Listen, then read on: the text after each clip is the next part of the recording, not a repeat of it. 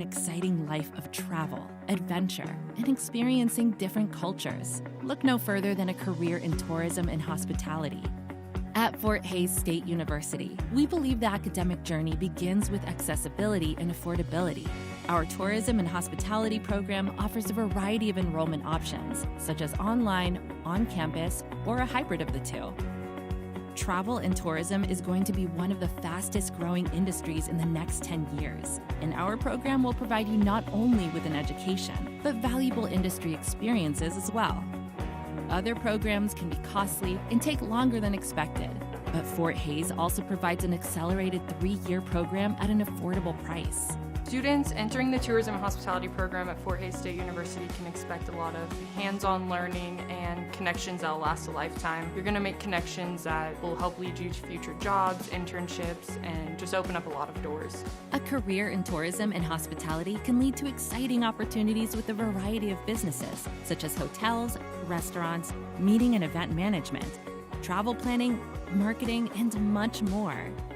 The benefits of rolling in the Tourism and Hospitality Management program is a strong academic curriculum, including business and tourism classes, coupled with a variety of applied experiences, including internships, study abroad, corporate connections, and more, that fully prepare a graduate for a successful career in an ever-changing industry. If you're ready to succeed in one of the fastest growing industries, then the world of travel and tourism is right for you. Visit FHSU.edu today to learn more.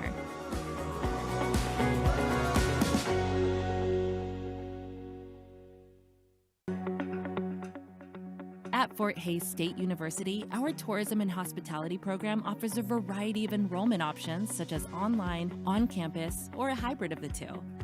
As travel and tourism grows into one of the top industries in the world, our program provides you with valuable education and industry experience. With our accelerated 3-year program at an affordable price, you can get your degree in 3. Visit our website today to learn more.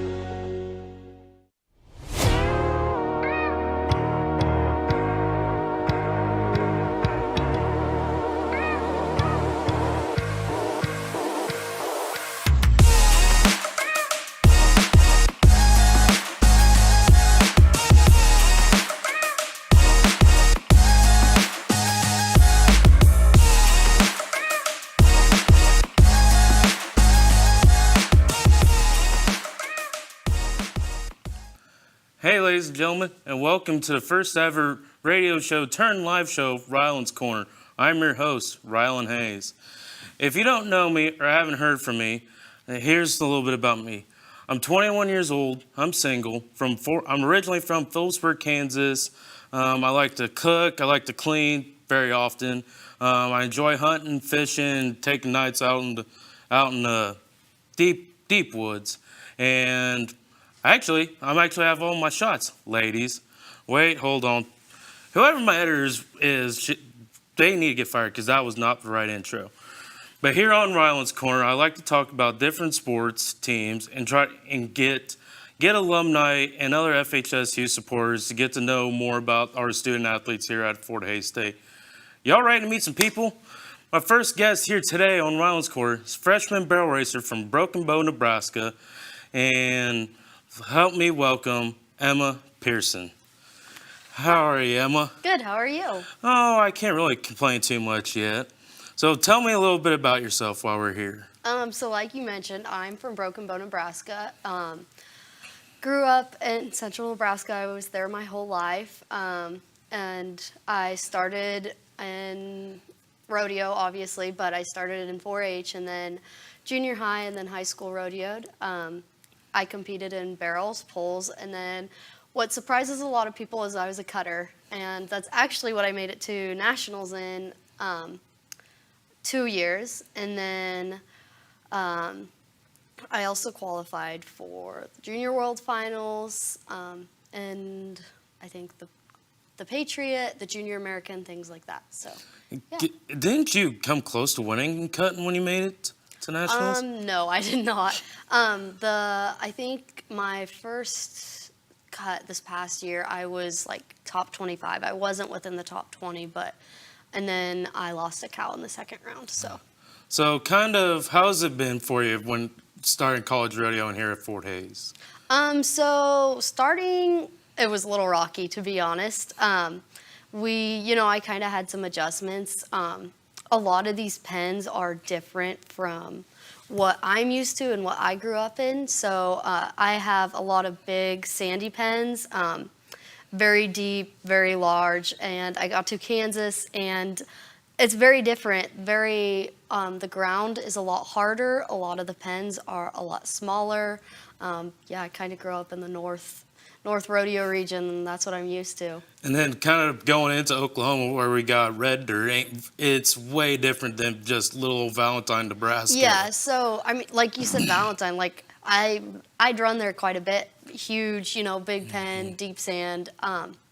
Oklahoma, I'd actually run quite a bit in Oklahoma. I was actually planning on going down to Weatherford, SWASU, and then Guy snatched me up. So I'd been down to Oklahoma quite a bit more, and Kansas was kind of just a drive-through state. But I'm glad to be here. So talking about Guy? What's some of the good things you've learned from Guy since being here? Guy's a very people person. He really manages our social connections well and is great for promoting our team. He handles the financial side of things well. And so obviously that kind of goes hand in hand. The people thing, you can go out, you get sponsors, grows our team, gets more money, and we all know what more money does. So he's a good people person. And kind of off topic, but Guy, our coach, Guy Farrell, he actually went to high school with my mom and was in the same class. Don't quote me because I do not remember the year. I know it was early 80s for those that didn't know. But what's it kind of been the biggest adjustment from going from college rodeos to high school rodeos? Probably, so I grew up in central Nebraska, and I was pretty lucky. I had, obviously, my parents, but I had several people around me that were just incredibly knowledgeable, and I'll mention them here in case they watch this. I grew up with Keisha Zipley, Sam Flannery, trained several fraternity horses, Sonia Atkins, and all of them and their family, they helped me immensely, and I could send them videos any time of the day, and I would get an answer, and I would get critiques. So coming down here, I've been told, and I would have to agree, Western Kansas is kind of a dead man land for rodeo and horses. So that has been my biggest adjustment, is there's not just a jackpot like every weekend within an hour, because that's kind of what I got used to. Yeah, and kind of going from, because it always says, because my dad's also a rodeo coach over in Colby, and it's easier to get the people from north to go south as it is from getting people from the south to go north. Because after I would say probably past you, kind of northern Nebraska, it's a lot colder. Yeah. And you can tell the difference. I would almost say about North Platte. After then, it's kind of gets a lot colder. So how has it been kind of adjusting to like weather-wise between Kansas and Nebraska? You guys have a lot less moisture. I will tell you that right now. You guys are very dry. The pastures are not green all the time, and it is extremely dry here. But it's definitely been a lot warmer. Like, I think last winter we had a week. It was Christmas week. It was like -50 for a whole week.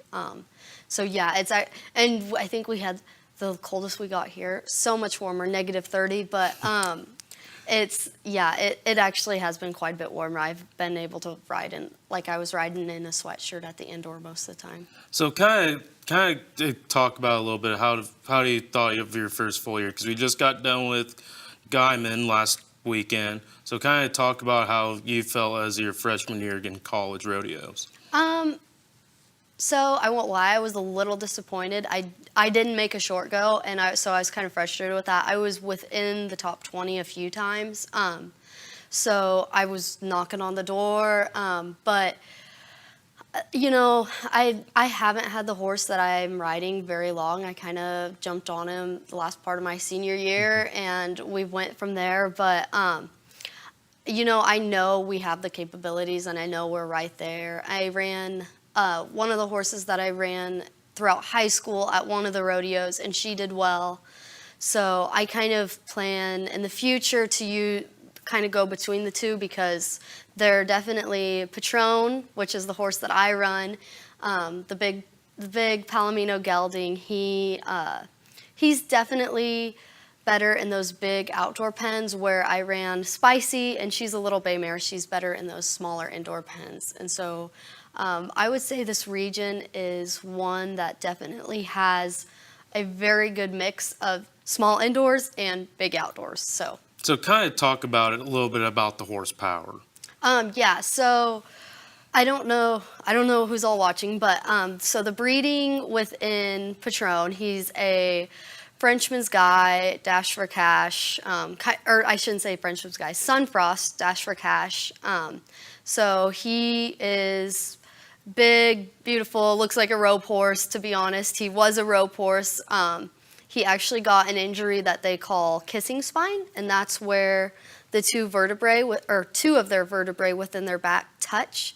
And so he had to have surgery, and that's why he was no longer a rope horse. So he was originally a head horse, and then he got kind of converted to the barrels because he couldn't take the pull of going left. And then the horse that I ran at Garden, she is a whole mix of racetrack horse breeding. So she's Corona Cartel, Dash for Cash, Special Effort, and Mr. Jess Perry. So if you follow along at all with the horse breeding, you know that is like all off the track. So how important is it for people to have good horsepower, and especially in this region?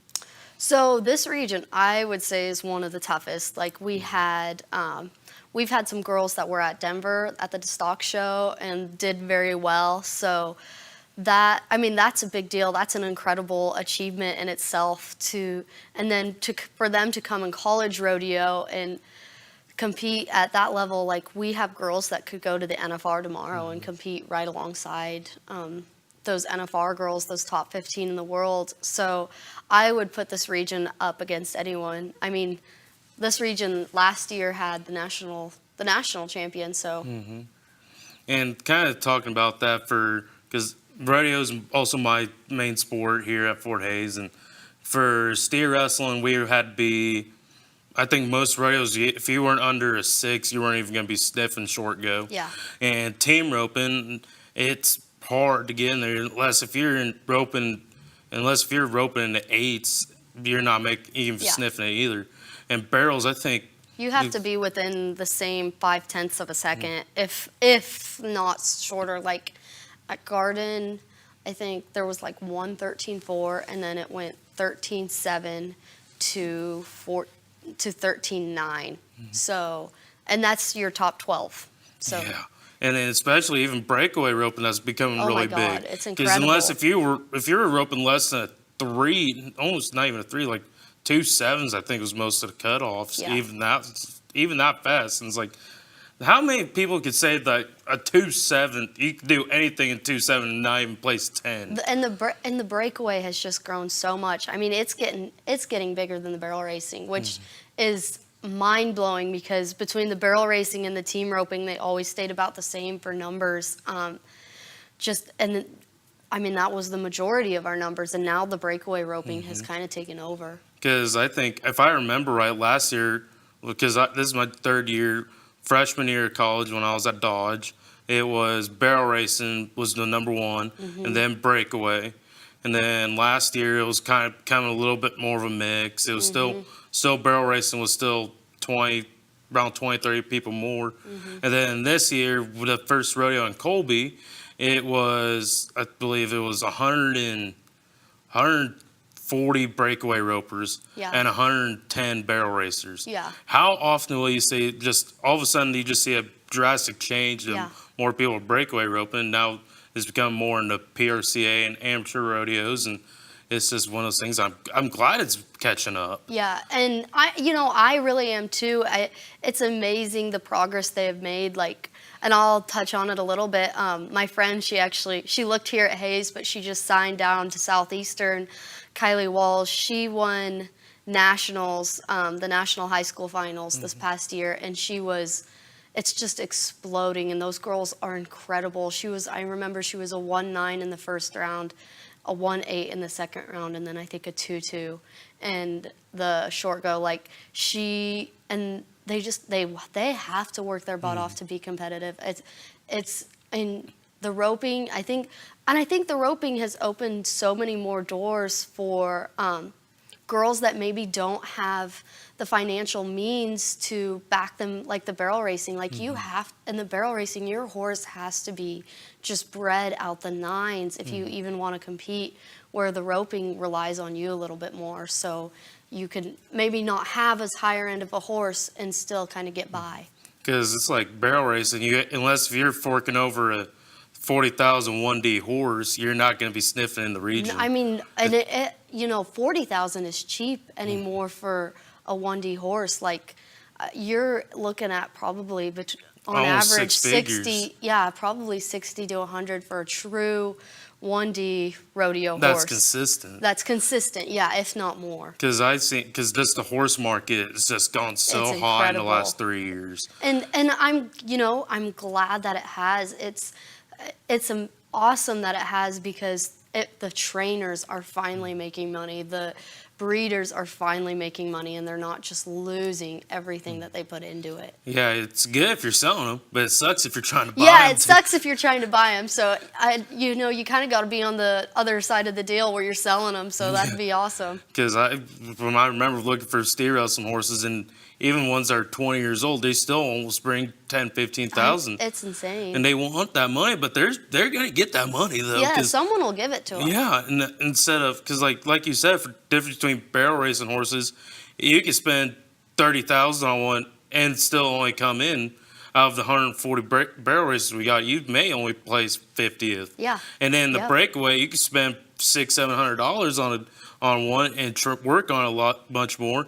It may take you better in the long run, and you can fix a little bit more. Because to me, if you take a ranch horse, like my team roping horse this year before I got hurt, he was an 18-year-old bay horse, and he was that's all he did was ranch off of, and he may have only seen the roping boxes 20, 30 times altogether in 18 years. Yeah. And then I worked with him, and I didn't do the best I could, but I did decent on him, and I'm still going to try to work on him a little bit. Yeah. But we're going to take a break, and we'll be back here with our next guest.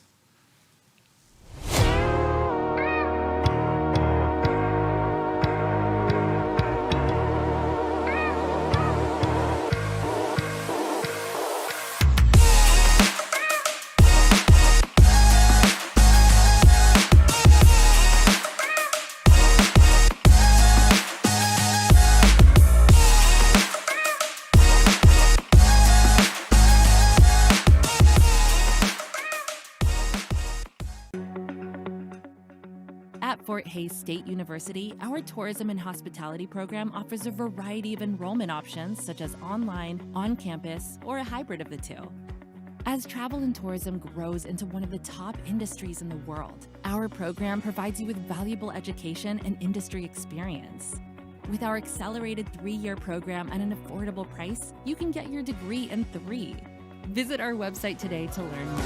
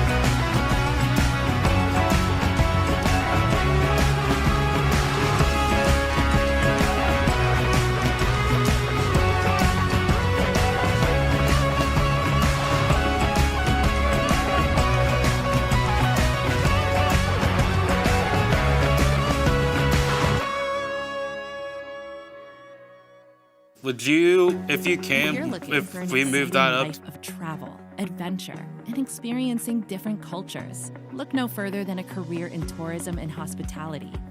At Fort Hays State University, we believe the academic journey begins with accessibility and affordability. Our tourism and hospitality program offers a variety of enrollment options, such as online, on campus, or a hybrid of the two.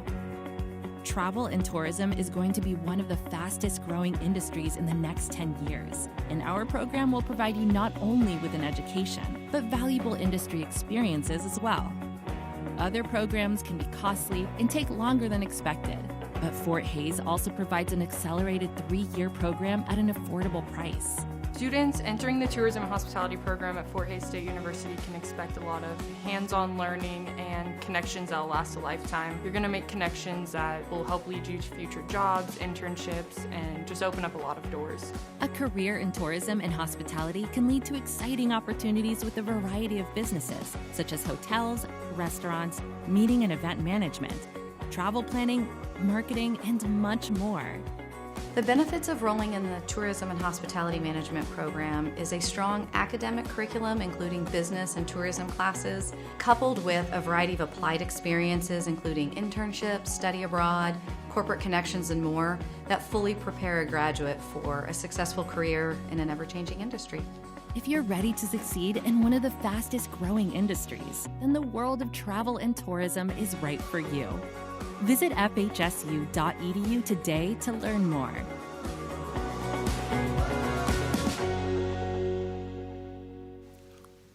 welcome back, ladies and gentlemen, to Rylan's Corner. My next guest is a sport that's near and dear to my heart. I was a part of this sport for 12 years before I retired after my senior year in high school from knee surgery.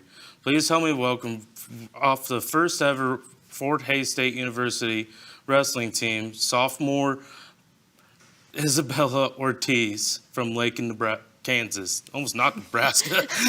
Heck, I should know that by now. I've been there so many times for wrestling and rodeo. No, you're good. How are you? I'm good. How are you? I'm not too bad. So talk about a little bit about yourself, about how you got into wrestling. So like you said, I'm from Lake, Kansas, and I started off wrestling when I was 5. I grew up watching my brothers in the room, and I decided to just give it a try and fell in love with the sport and still doing it now. So what's the age gap between you and your brothers? Well, I have 2 older brothers. One is 1 year older than me, and then the other one is 2 years older than me. And then I have a younger brother who is, I want to say 2-3 years younger than me. Mm-hmm. So what was it like kind of growing up with the wrestling family? It was interesting. We kind of grew up like a little rowdy crew because we'd always not only wrestle on the mats, we'd take it home and just have some wrestling matches, stuff like that. But it's kind of neat to come together through a sport and actually bond through it and talk about it and be able to improve each other. So yeah. And just a couple years ago, that the state of Kansas actually just separated from, because ever since I started, it was gals wrestle with the boys, and then just very recently, within the last 4 or 5 years, they finally sanctioned just women's wrestling in high school even too. So how did that kind of feel to go through all that for many years, wrestling the guys, to finally be able to just wrestle gals? It was pretty cool. Like you said, I've only known wrestling boys since I was 5, and kind of got used to it. I feel like the boys really pushed me to be able to be where I'm at today, because when the girls did sanction the sport in high school, I felt very prepared, honestly, for the competition level, to be able to go out there and make a statement. And so it was fun wrestling boys, but I'm so glad to be wrestling girls, and for the women's sports to actually be growing. And in numbers, we are doing a wonderful job in growing our numbers. So like, it's just cool to see where it was at and where it's at now, and then it's still growing. And like girls are just able to make history, even not only in Kansas but throughout the whole entire United States. So what did it kind of feel like when you told your parents you were going to go start wrestling when you were younger? Well, I'm not sure. I didn't really think to ask them, but I think that they're really proud of me. I feel like they didn't think that I was gonna fall in love with this sport and take it to where I'm taking it now. But I'm not sure or their thoughts on how I came to be a wrestler. So You're just saying, Mom, Dad, I'm gonna go wrestle. Yep. They just threw me out there on the mat. So what was it like kind of because you kind of said it, but from when you finally were wrestling all the boys for these many years, and then finally wrestling your first girl at an actual tournament? So this was about like 4 years ago, so it's kind of, it's not very fresh in my brain, but I definitely remember it being a big accomplishment. I feel like wrestling a girl that I knew,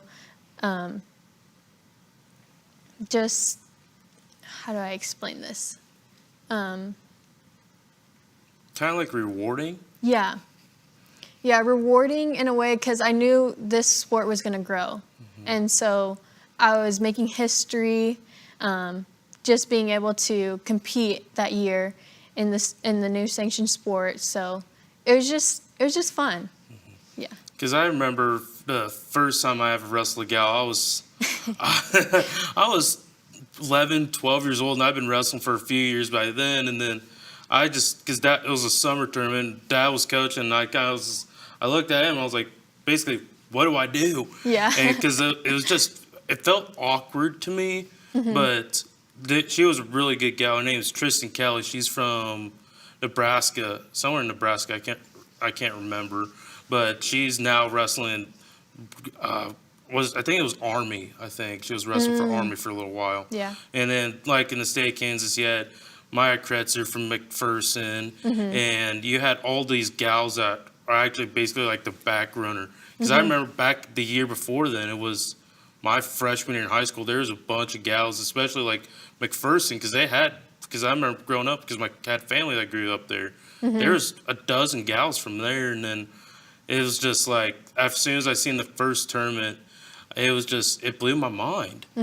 So what was it kind of like the first time when you got into high school and you were still wrestling all these boys? How was it kind of feeling before going into all these years? What do you mean by feeling? So was it kind of like, I don't want to say, was it like, I don't want to say, it's like, what was it? Was it more nerves, or was it like you had to kind of, you're pushing yourself more to kind of stick it to them almost? Yeah, while wrestling boys, I definitely had to push myself more. Like going in freshman year was the biggest difference from middle school to high school. And just seeing that level of change in the men that wrestled at that age, because I did lose a lot and I had to learn to be a good loser. But I feel like that helped me going into sophomore year when it changed the sanction, that it helped me to just really push myself and just give it everything I got, no matter who's across the mat from me, whether it's a boy or whether it's a girl. So kind of talk about a little bit from the mental side of mental preparation, the main difference from the guys and then going to gals. Was it kind of easier to say, I can go out and beat these gals because I'm used to wrestling guys for the last 10 years? Yes and no, because as I even went into college, the level of difference between the high school girls and the college girls, and then also switching from folk style to freestyle, just these girls are just growing just as much as the boys are growing, and the competition level is just right there hand in hand. And so you almost kind of have like the same mindset, because these girls are tough out there, and their mindset is to go out there and win. And so you just have to have that same mindset that I'm going to put everything out on the mat, and give it all that I got, and then just hope for the best outcome. So kind of talk about what's the difference between folk style and freestyle wrestling? So freestyle, it's a little bit less on the ground work. It's more on your feet, neutral position. And so when you get on the ground, you only have 15 seconds to turn them, get a move, show them that you're doing something, pin them, whatever, and then you're right back up to your feet. Whereas folk style, you can be on the ground for as long as you want until the match ends.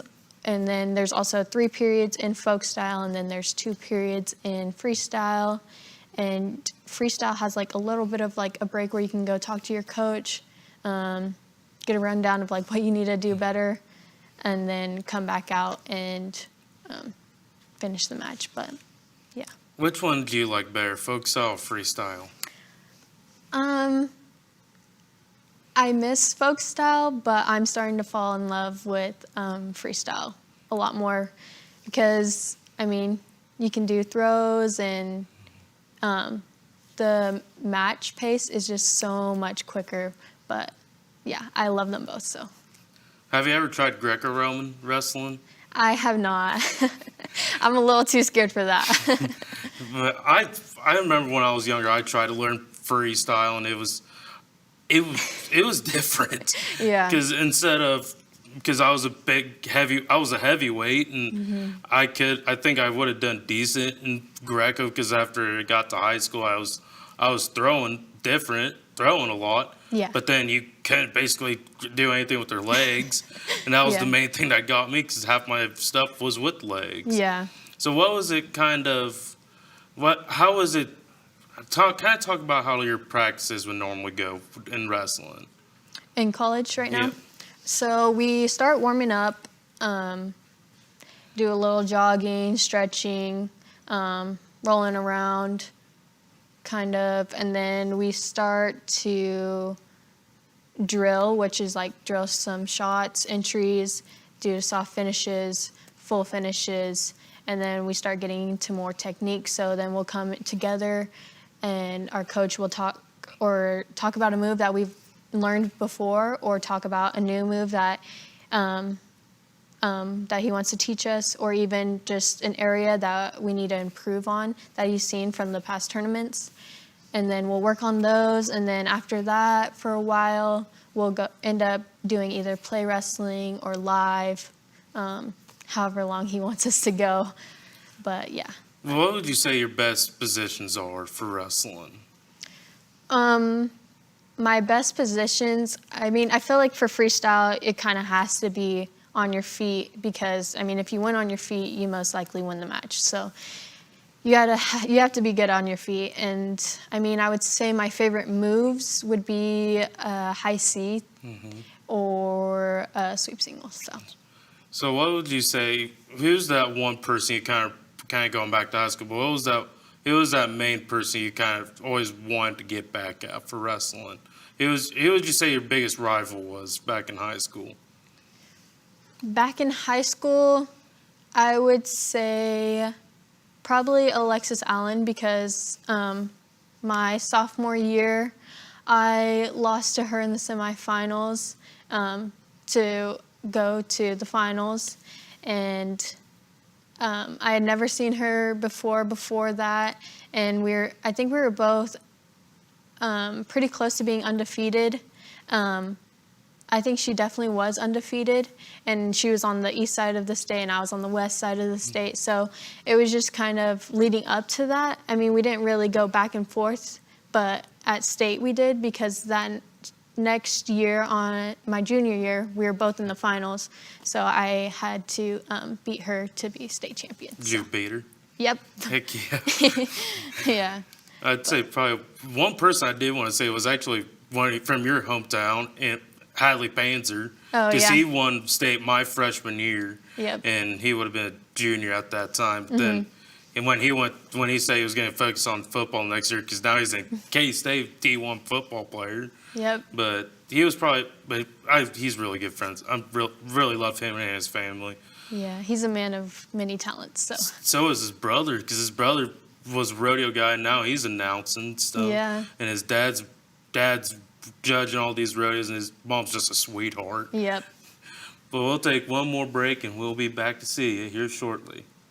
5, 4, 3.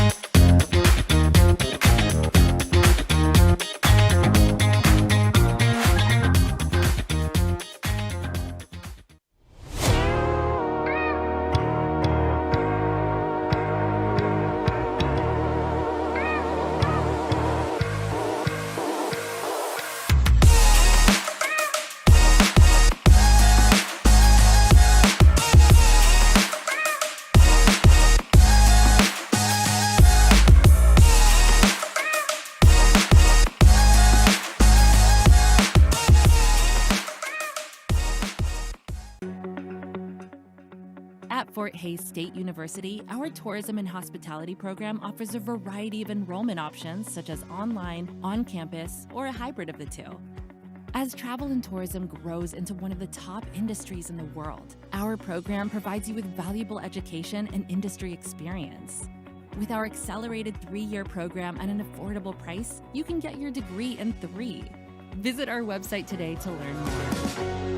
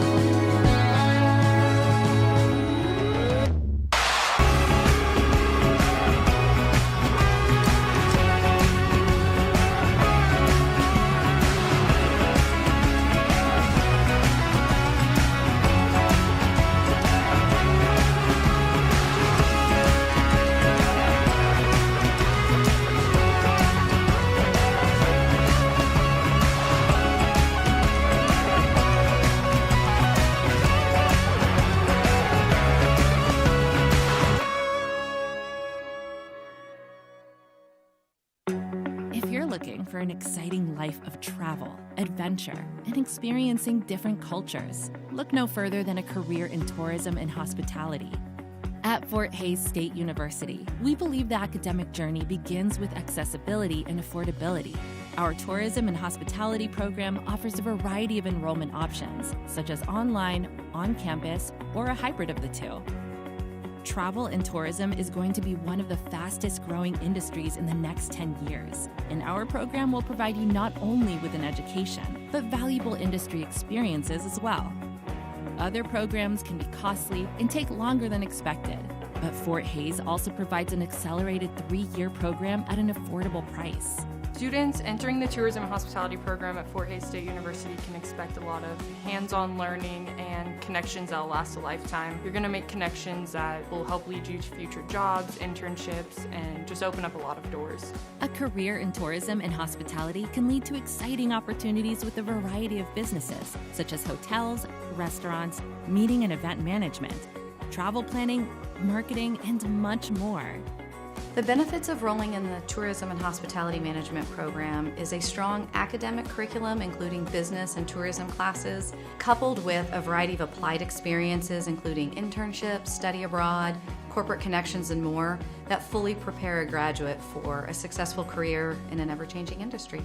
If you're ready to succeed in one of the fastest growing industries, then the world of travel and tourism is right for you. Visit FHSU.edu today to learn more.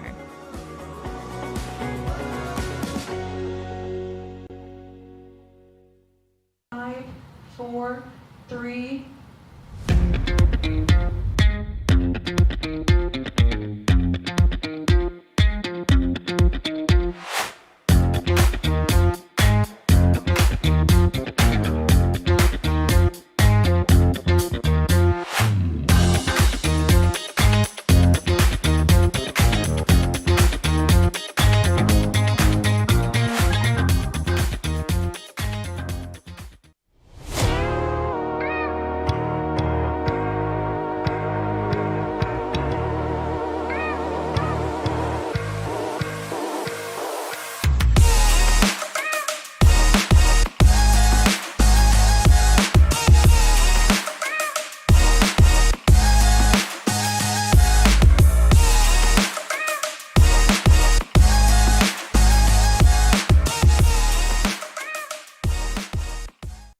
Welcome back, ladies and gentlemen, to Rylan's Corner. We've talked about rodeo, we've talked about wrestling, and it's been kind of interesting. I've kind of learned a little bit about myself and just talking about the two sports I really do love and I've been doing since I was a kid. So now with me are both of them, Emma and Izzy. So what do you guys think so far of this going into next year? Well, I'm finishing up finals right now. So I'm a teacher education major, so doing a lot of presentations, like lesson plans, things like that. But it hasn't been too bad. What about you, Isabell? Well, for wrestling, it's been pretty big with it being an official sport next year. So I'm really excited about that, having a full team and being able to get in the room with a bunch of other great wrestlers and just adding to the roster and just being able to improve each other. So how does it kind of feel for both of you guys of having all these people come from different states and different backgrounds to come rodeo and wrestle? I think it's really special what we do, kind of professional nomads, but we're always on the road. We get to meet a lot of different people, and I feel very fortunate to have met the people that I have. Like, they've brought me to some of the closest people I know I'll ever be with, and they've brought me some of my best friends, like, just because they understand what you're going through, the hardships that you face. In like rodeo, in rodeo we face a lot of challenges, especially being a college student. We're broke a lot. Rodeo people are broke just in general most of the time, but or broken, like or me. broken, yeah. And me with my shoulder and you with your finger. Yeah, my cute little fingers. But you go through the same things and the same challenges, so you just kind of bond together, even though there's thousands of us that are just all across the country. yeah, I would say that meeting other people from even different states and possibly different countries next year, like, it's just cool to see the different cultures and getting to know each other, wanting to know each other better and create that family bond. Like she said, like, we all are going through college together, suffering the same things, like being away from home, being broke, stuff like that. And we're just like here bonding together and creating a family that we didn't think we'd ever have. So kind of speaking of injuries, what is it kind of like? Because especially like you, Izzy, it's hard for wrestling. Wrestling's hard on your bodies. Mm-hmm. So what is it kind of like both of you guys for, like, how does injuries kind of set us out for a little bit? I'll let Izzy touch on that because my first injury was my fingers for my horses. So we'll just, yeah. Well, actually, I just got injured this season. I had a shoulder injury during the Hayes tournament actually here. And so it was kind of different for me because it was kind of my first like kind of major injury. So I just had to make the best out of it, going to the trainers a lot and still getting in the room, but not being able to practice certain moves as much as I would like, and then just making the best out of it and doing different workouts even apart from the wrestling team. So, I mean, it's kind of harder for wrestling to, when you have an injury, to be able to get back in and wrestle. You can't really do that. You just have to take it slow, take it step by step, and just kind of keep praying that it heals fast and yeah. Faster than what it should take. Yeah. Because I've been there. Like I said, when we were talking, I wrestled 12 years and I've had 3 surgeries. Well, 2 surgeries because I had one on my hip when I was younger because and we were wrestling at Topeka at the big Coliseum on the ice. Oh, yeah. Got slammed on my hip. I went and fixed it about 6-7 months later. And then senior year, I messed up my one knee at a rodeo and then messed up my other knee to get through, trying to go through wrestling. Did my other knee in wrestling. Mm-hmm. But I think it's kind of interesting. And also for like rodeo, it says it's not how you get injured, it's when you get injured. Yeah. Mm-hmm. So what is it kind of like? Because like the difference, because like breakaway is coming up big for rodeo and women's wrestling is catching by fire the last 4 or 5 years especially. So how has it been kind of not really making history, but kind of setting the tone for everything? So I think, obviously the breakaway has rose a lot, and I'm not a breakaway roper myself, but I have a lot of friends that do breakaway rope, and I just think it's incredible. Like, I hope to see it at the Thomas and Mack within the next 5 years, which is the place where they hold the NFR for people that don't know. But it's just booming and exploding, and they're finally getting the recognition that they should have for all the work that they put in, because they work just as hard as the people that are standing at the podium at the end of the year with those world champion saddles, but they just don't get all the recognition. So I hope to see it in the Thomas and Mack within the next 5 years. Hope so. Me too. Yeah, be better than the concert. Yeah. Well, some people like to go to a concert for a little bit. So what about for you? Because like I said, you're going to be part of the first actual, Fort Hays finally recognizes it as a sport, and be a part of the first team as a Fort Hays women's wrestler. So how does it feel about that? Yeah, I feel like even this year we've already laid out a great foundation.